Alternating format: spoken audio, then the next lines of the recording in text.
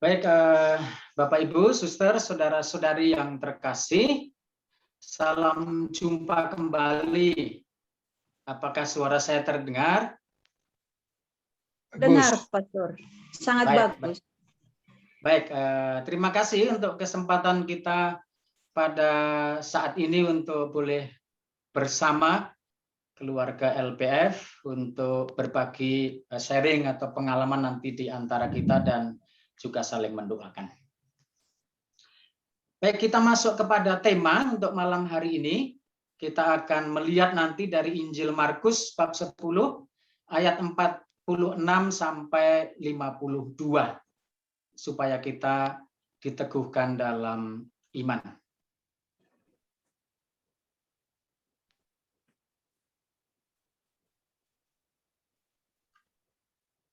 Lalu tibalah Yesus dan murid-muridnya di Yeriko, dan ketika Yesus keluar dari Yeriko bersama dengan murid-muridnya dan banyak orang yang berbondong-bondong, ada seorang pengemis buta bernama Bartimeus, anak Timeus, duduk di pinggir jalan. Ketika didengarnya bahwa itu adalah Yesus orang Nazaret, mulailah ia berseru, "Yesus anak Daud, kasihanilah aku." Banyak orang menegurnya supaya ia diam. Namun semakin keras ia berseru, "Anak Daud, kasihanilah aku." Lalu Yesus berhenti dan berkata, "Panggillah dia." Mereka memanggil orang buta itu dan berkata kepadanya, "Kuatkanlah hatimu, berdirilah, ia memanggil engkau." Lalu ia menanggalkan jubahnya, ia segera berdiri pergi mendapatkan Yesus. Tanya Yesus kepadanya, "Apa yang kau kehendaki supaya aku perbuat bagimu?" Jawab orang buta itu, "Rabuni, supaya aku dapat melihat." Lalu kata Yesus kepadanya, "Pergilah, imanmu telah menyelamatkan engkau." Pada saat itu juga melihatlah ia, lalu ia mengikuti Yesus dalam perjalanannya. Bapak, Ibu, saudara-saudari yang terkasih, Injil ini menarik, di mana kita melihat perjumpaan Bartimeus dengan Yesus telah mengubah hidupnya, mengubah arah orientasi imannya. Kita lihat dalam ayat-ayat awal di sana dikatakan bahwa ia disebutkan sebagai orang buta, seorang pengemis. Yang kita tahu orang buta itu dianggap juga orang berdosa, sehingga disingkirkan dari pergaulan masyarakat. Bisa kita bayangkan penderitaan fisik dan penderitaan batinnya. Lalu ia, ya karena buta, duduk menggambarkan tindakan yang pasif di pinggir jalan, karena ia praktis juga sangat terbatas pergerakannya, seperti digambarkan dalam ayat 46. Perjumpaan dengan Yesus mengubah. Kita lihat situasi akhir. Dari awal ia buta, setelah berjumpa dengan Yesus, ia melihat. Dari awal ia hanya duduk, setelah berjumpa dengan Yesus, ia mengikuti. Artinya perbuatan yang aktif, ada pergerakan. Yang semula di pinggir jalan, ia sekarang aktif dalam perjalanan. Nah, perjumpaan dengan Yesus inilah yang mengubah bagi Bartimeus. Perubahan itu tampak juga dalam bagaimana relasi Bartimeus dengan Yesus itu makin mendalam. Kita lihat ada gradasi cara menyebut Yesus. Biasa ya dalam relasi kita, bila kita itu sudah kenal dengan seseorang, semakin akrab relasi kita, semakin mendalam, apalagi memiliki relasi yang khusus, pasti ada sebutan-sebutan yang menampakkan, mengungkapkan kedalaman relasi itu. Di sini pun Bartimius juga. Pertama dikatakan, Bartimius mendengar bahwa yang datang adalah Yesus orang Nazaret. Pada zaman itu, bahkan juga sekarang, ada banyak orang menggunakan nama Yesus. Maka ada catatan di situ, Yesus orang Nazaret. Karena bisa jadi juga ada Yesus dari Flores, ada Yesus dari Portugal, ada Yesus dari Argentina, ada Yesus, nama-nama orang. Namun bagi Bartimius, di sana ada catatan menarik, Yesus orang Nazaret, jadi sudah menunjuk pada orang tertentu itu. Dan ketika Bartimius mendengar bahwa yang lewat itu adalah Yesus orang Nazaret itu, menarik bahwa kemudian ungkapan cara berteriak dikatakan bahwa Yesus anak Daud, kasihanilah aku. Mengapa disebut Yesus anak Daud? Bukankah Yesus itu anak Maria, anak Yusuf? Nah, disinilah tampak bagaimana kadar relasi Bartimius dengan Yesus itu sungguh makin mendalam. Bukan hanya Yesus orang Nazaret yang 100% sungguh-sungguh manusia itu, tetapi bagi Bartimius, Yesus adalah anak Daud, yang artinya berarti Bartimius percaya, beriman bahwa ini loh Mesias yang dijanjikan Allah. Dan Mesias itu datang dari keturunan Daud. Maka Bartimius memanggilnya Yesus anak Daud. Di situ iman Bartimius mengungkapkan bahwa ia menerima Mesias sudah datang dari keturunan Daud yang adalah Yesus Kristus itu. Jadi bukan hanya sekedar orang Nazaret, tetapi Yesus anak Daud, Yesus Mesias. Lebih dalam lagi, karena ia percaya Yesus anak Daud itu Mesias penyelamat yang dijanjikan Allah, ia menyebutnya Yesus sebagai Rabi, Rabuni, Tuhanku, yang artinya guru. Guru merupakan sebutan pada zaman itu, suatu penerimaan terhadap seseorang yang akan membimbing hidupnya, akan menjadi tuntunan baginya. Guru berarti seorang yang akan diikuti, seorang yang akan dipercayai pengajaran dan teladannya. Dan Bartimius menerima Yesus sebagai figur yang seperti itu. Yesus yang adalah anak Daud, yang adalah guru bagi Bartimius, kemudian diterima secara lebih mendalam sebagai pribadi yang akan menuntun hidup saya, pribadi yang akan membimbing saya, pribadi guru yang akan menjadi teladan bagi saya. Maka Bartimius secara pribadi lebih dalam menyebut Yesus sebagai Rabi, guru. Dan ini menarik, ada gradasi di sana yang semakin mendalam. Nah, Bapak Ibu Saudara-saudari, relasi Bartimius yang sudah sangat mendalam itu, bahkan sudah menerima Yesus sebagai penyelamat dan sebagai gurunya, itu berpengaruh dalam hidup batinnya. Dan memberanikan dia untuk mengambil keputusan-keputusan penting. Dikatakan misalnya dalam ayat 50, ia menanggalkan jubahnya. Kita tadi ingat ya, Bapak Ibu Suster, saudara-saudari yang terkasih, ia seorang yang miskin, orang yang buta. Memiliki jubah sebagai pakaian yang pada waktu itu sebagai simbol harta milik berharga. Dan itu ditanggalkan.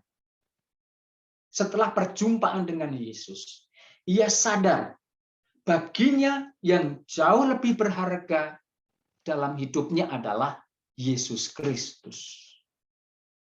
Maka sebagai simbol menanggalkan jubah, menanggalkan dunia lama, bahkan meninggalkan harta yang dianggap paling berharga itu setelah ia menemukan ada harta yang lebih indah, yakni Yesus. Dan tindakan Bartimius yang menanggalkan jubahnya itu direspon oleh Yesus. Menarik. Respon Yesus kemudian bertanya, apa yang kamu mau supaya aku perbuat? Dan Bartimius dengan penuh iman, penuh keberanian, dan relasi yang mendalam, ia meminta, Rabuni, supaya aku dapat melihat.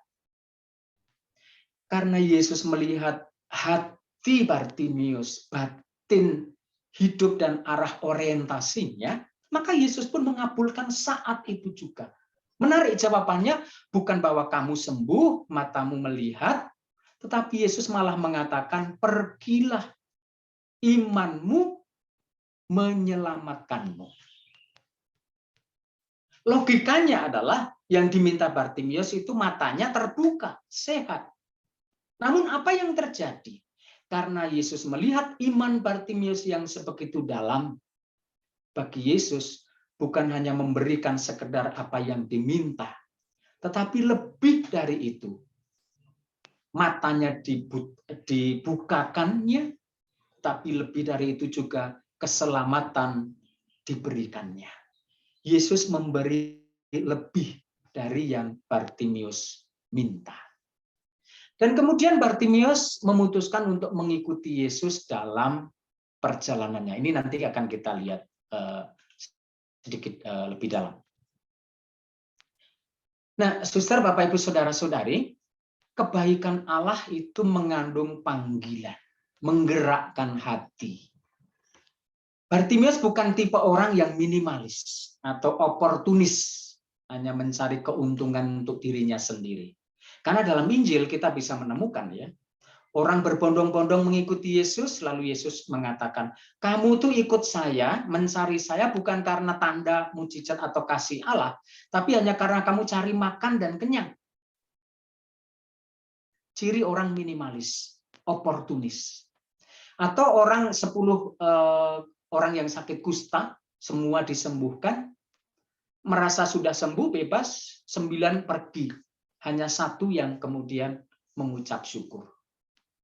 Nah, banyak dalam Injil kita bisa menemukan tipe-tipe orang yang mencari Yesus itu hanya untuk kebutuhannya. Setelah didapatkan, ya sudah, Yesus tidak dianggap lagi. Bagi Bartimius tidak. Ia ingin lebih dari itu, yang kemudian ia mengikuti Yesus. Padahal kita tahu nanti kalau membaca bab 11 ayat 1 langsung dikatakan bahwa Yesus itu berjalan ke Yerusalem. Yang berarti Yesus akan segera tiba waktunya untuk menderita, disalibkan, dan wafat. Tetapi Bartimius tidak peduli. Padahal Yesus sudah memberi kesempatan, pergilah. Supaya apa? Karena kasihnya yang begitu dalam, Yesus itu melihat Bartimius itu sudah sejak kecil buta, maka ya sudahlah, sekarang pergilah, nikmatilah dunia, pandanglah keagungan karya ciptaan Allah. Bergaulah dengan orang-orang yang lain yang juga sehat dan sebagainya dan sebagainya. Yesus memberi kesempatan itu untuk Bartimius. Tapi Bartimius tidak. Anugerah kesembuhan baginya ditanggapi dengan sikap bebas untuk mengikuti Yesus. Mengikuti Yesus. Bagi dia bukan karena perintah, melainkan lebih suatu kesadaran pribadi karena pengalaman iman dan kasih Tuhan yang begitu mendalam. Dan ini yang disebut kebaikan Allah mengandung panggilan. Panggilan untuk bersyukur, panggilan untuk lebih mencintai Tuhan, panggilan untuk mengikutinya secara lebih dekat. Nah, Bapak, Ibu, Saudara-saudari, untuk kita Mari kita berdoa, mohon Tuhan tambahkanlah iman kami. Nah, saudara-saudari, kita bisa merefleksikan keadaan kita saat awal mengenal Yesus, atau mulai secara dewasa itu tahu betul siapa Yesus.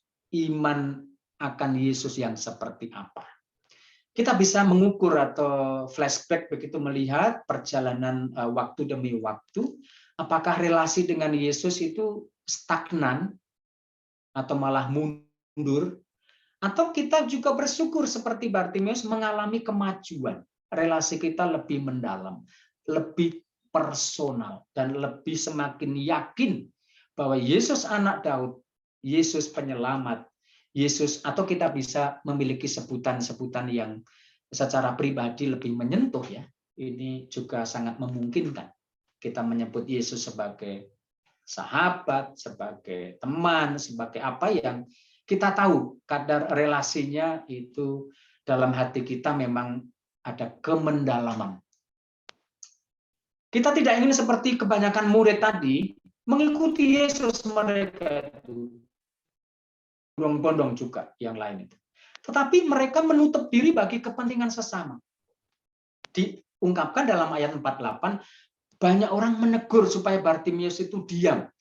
Karena kamu itu sudah orang miskin, orang buta, nggak usah mengganggu Yesus. Nah, jangan sampai kita menjadi penghalang bagi orang lain untuk bertemu dengan Yesus. Karena sikap kita, karena perkataan kita, karena pikiran-pikiran kita, kita tidak ingin menjadi murid-murid yang ya percaya pada Yesus, mengikuti, tapi kita tidak ingin menjadi penghalang bagi yang lain juga untuk bertemu secara pribadi dengan Yesus.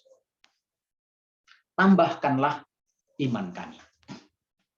Kita tidak ingin menjadi Katolik yang minimalis, apalagi oportunis. Jadi berdoa, percaya kepada Yesus hanya untuk kebutuhan-kebutuhan kita. Kita tidak ingin menjadikan Yesus itu seperti ya ATM saja. Kalau masih ada kita datang kepadanya, ambil sesuatu, pergi lalu. Tidak. Kita tidak ingin seperti itu. Kita tidak ingin minimalis, kita tidak ingin oportunis. Beriman berarti menjalin relasi secara personal dan makin mendalam. Kita ingin menjadikan juga Yesus sebagai pribadi yang selalu menjadi daya tarik, menjadi daya pikat, apapun pengalaman hidup kita. Kita ingin menjadikan Yesus sebagai yang sungguh menarik bagi saya. Dan penting juga, beriman berarti sadar, tahu, dan begitu percaya secara mendalam bahwa Yesus mampu memberikan lebih dari apa yang kita minta. Yesus akan memberikan lebih, bahkan berlimpah, kalau Ia tahu bahwa hati dan batin kita itu percaya. Yesus tidak akan berbuat banyak hal jika orang tidak percaya.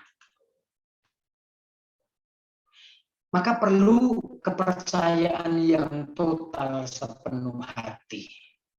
Bartimeus percaya karena Yesus dapat menyembuhkan kebutaannya. Karena juga banyak orang yang mengitas air, tapi ketika dirasakan tiupan angin menempa dia mulai takut. Fokus perhatiannya bukan pada Yesus, tapi kepada badai, pada masalah yang dialaminya. Maka ia mulai tenggelam. Karena tidak fokus pada Yesus, kurang percaya sepenuh hati pada Yesus. Dan banyak orang, misalnya juga di Nazaret, ketika orang-orang tidak percaya, Yesus tidak membuat banyak mujizat di tempat asalnya. Nah, saudara-saudari, mungkin saja dapat terjadi bahwa doa-doa kita itu belum atau tidak terkabulkan karena bisa jadi kita juga kurang percaya sepenuh hati. Maka penting dalam hidup kita untuk menemukan kebaikan-kebaikan Allah dalam diri kita, sekecil apapun, seperti Bartimeus. Ia mendengar bahwa Yesus itu baik.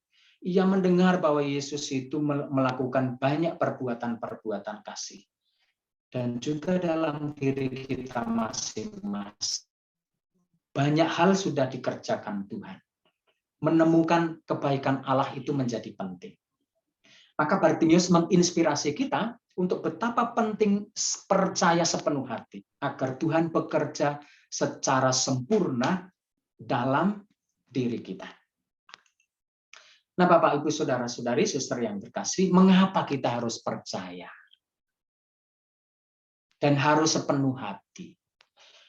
Santo Paulus kepada umat di Efesus mengatakan, bagi dialah yang dapat melakukan jauh lebih banyak dari apa yang kita doakan, apa yang kita pikirkan, seperti yang ternyata dari kuasa yang bekerja dalam diri kita. Jadi pikiran kita, doa-doa kita, harapan kita, keinginan kita masih jauh di bawah kemampuan Allah untuk dapat melakukan lebih banyak lagi kalau kita percaya.